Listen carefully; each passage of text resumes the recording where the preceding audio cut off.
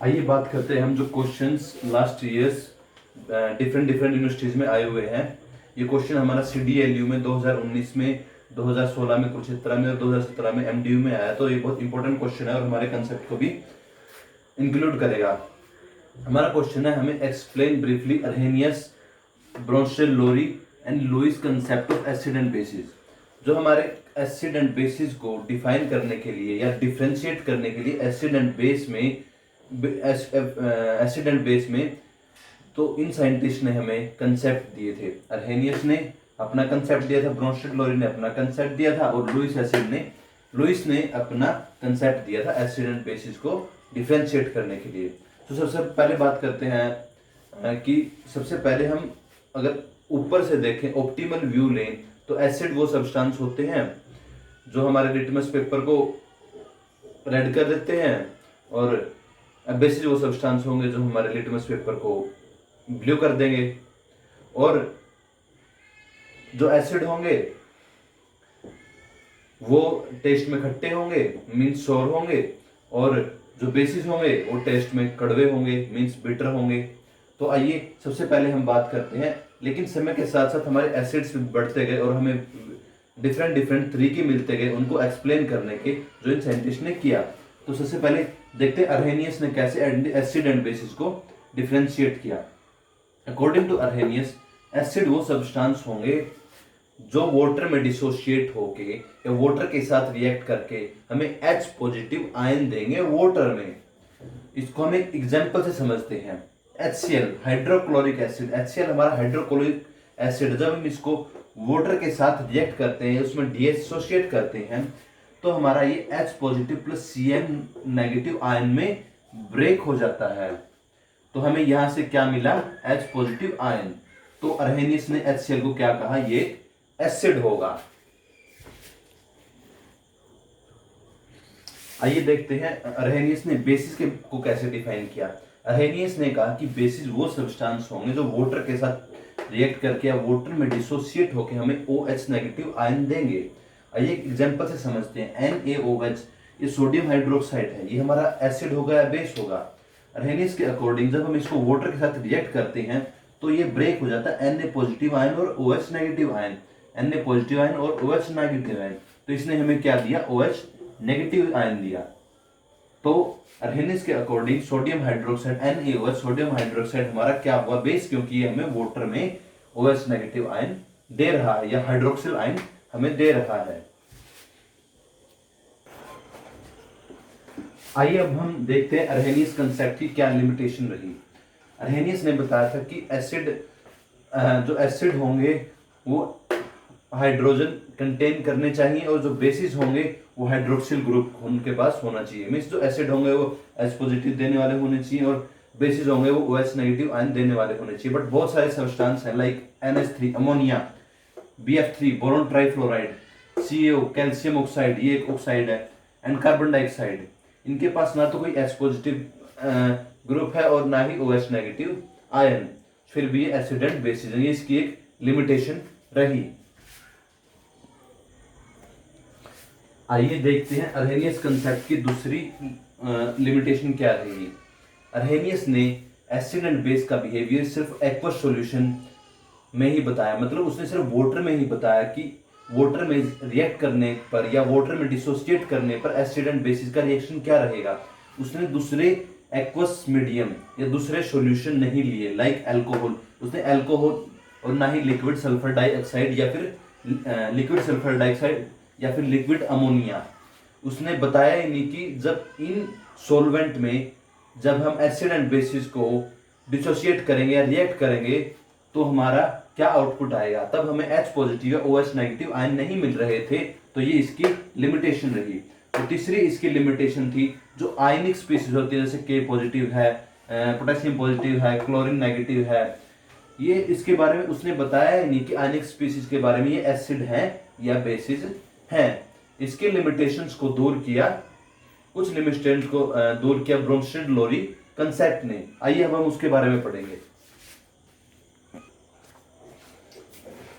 फिर ब्रोंस्टेड लोरी ने अपना कंसेप्ट दिया जिसमें उसने जो अर्हेनियस ने एसिड एंड बेसिस को डिफाइन करने में जो लिमिटेशंस रही उसको ताकि इम्प्रूव कर उसको हटा सके और एसिड एंड बेसिस को नई तरीके से हम देख सकें।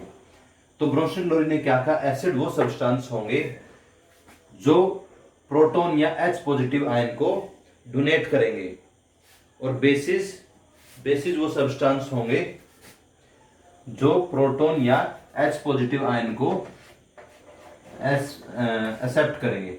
हम प्रोटॉन या H पॉजिटिव आयन को इक्विवेलेंट रख रहे हैं, क्यों? क्योंकि हाइड्रोजन का एटॉमिक नंबर 1 होता है और उसमें एक इलेक्ट्रॉन और एक प्रोटॉन होता है। जब हम उसमें से एक इलेक्ट्रॉन निकाल देते हैं तो उसमें पॉजिटिव चार्ज आ जाता है और हमारे पास क्या बचता है, सिर्फ एक प्रोटॉन। तो हमने प्रोटॉन को किससे एनालोगस किया है या इक्विवेलेंट रखा है, H पॉजिटिव के दिखाया है। तो उसने क्या बताया कि एसिड वो सब्सटेंस होंगे जो प्रोटॉन को डोनेट कर सकने की कैपेसिटी रखते हैं या टेंडेंसी है, और बेस वो सब्सटेंस होंगे जिनकी प्रोटॉन को एक्सेप्ट करने की टेंडेंसी। आइए इसको एक एग्जांपल से समझने की कोशिश करते हैं। आइए अब हम ब्रोंस्टेड लोरी को एग्जांपल से समझते हैं। हमने यहाँ पे क्या लिया, HCl। उसने HCl को एसिड कैसे बताया कि ये एसिड है। उसके डेफिनेशन के अकॉर्डिंग एसिड वो सब्सटेंस होते हैं जो प्रोटॉन को डोनेट करने की टेंडेंसी रखते हैं। तो हमारा HCl है, हमने H2 वाटर इसको बेस के साथ रिएक्ट किया तो HCl इसकी टेंडेंसी प्रोटॉन को डोनेट करनी है, H पॉजिटिव आयन को डोनेट करने की है। तो ये HCl यहां से H पॉजिटिव आयन डोनेट कर देगा H2O को। तो ये क्या बन जाएगा, यहाँ पे पहले 2 हाइड्रोजन थे, अब यहाँ पे एक हाइड्रोजन H पॉजिटिव आयन आने से 3 हाइड्रोजन हो गए और चार्ज हो गया पॉजिटिव, क्योंकि H पॉजिटिव चार्ज था प्रोटॉन का। और क्या बच जाता है, Cl नेगेटिव।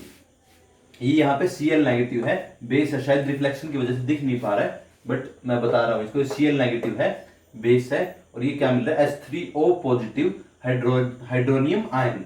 तो हमारा HCl एसिड कैसे हुआ, HCl ने अपना H पॉजिटिव आयन या फिर एक प्रोटॉन इसको डोनेट कर दिया, तो HCl हमारा हाइड्रोक्लोरिक क्या हुआ, ये एसिड हुआ। उसने बेस को कैसे बताया, जैसे NH3 है, अमोनिया है, ये बेस अमोनिया क्या करेगा, इसकी टेंडेंसी ब्रोंस्टेड लोरी के अकॉर्डिंग प्रोटॉन को एक्सेप्ट करने की होगी या H पॉजिटिव आयन को एक्सेप्ट करने की होगी।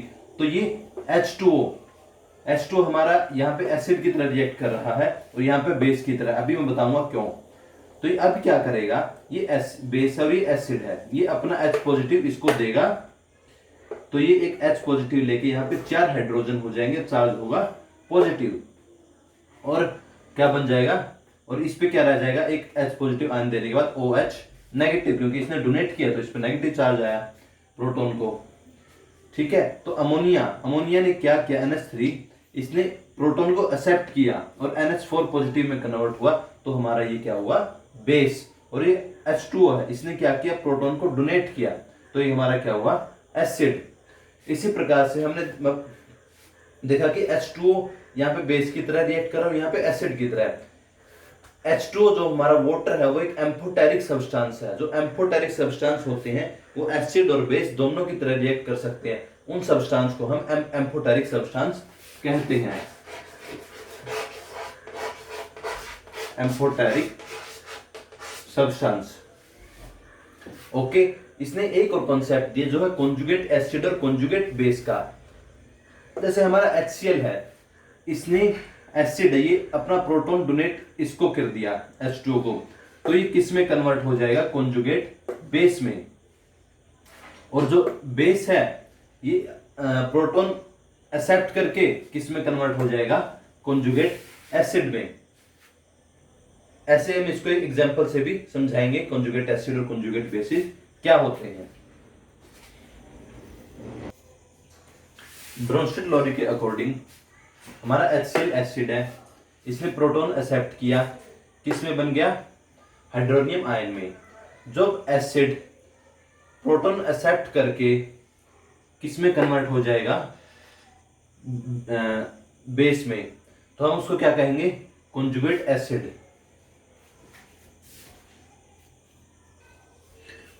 सॉरी, जो हमारा HCl एसिड है इसने अपना H पॉजिटिव आयन इसको दिया और ये किस में कन्वर्ट हो गया, Cl नेगेटिव में।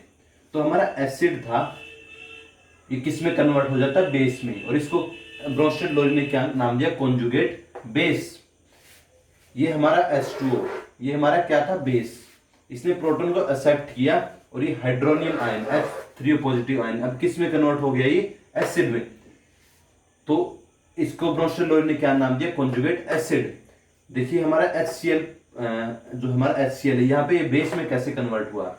अब यहाँ Cl के ऊपर कौन सा चार्ज है, इसके ऊपर नेगेटिव चार्ज है। तो अब इसकी टेंडेंसी क्या है, प्रोटॉन को एक्सेप्ट करने की, क्योंकि इसके ऊपर नेगेटिव चार्ज है। तो इसलिए उसने इसको नाम बेस दिया। और जो हमारा बेस था H2O, इसने क्या किया, प्रोटॉन को एक्सेप्ट किया है।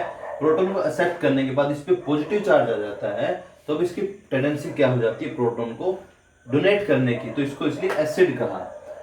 इन चीजों, इन कॉन्जुगेट एसिड और कॉन्जुगेट बेस का कंसेप्ट का इस्तेमाल उसने एसिड एंड बेस की स्ट्रेंथ को कंपेयर करने के लिए किया था, जो अब हम देखेंगे।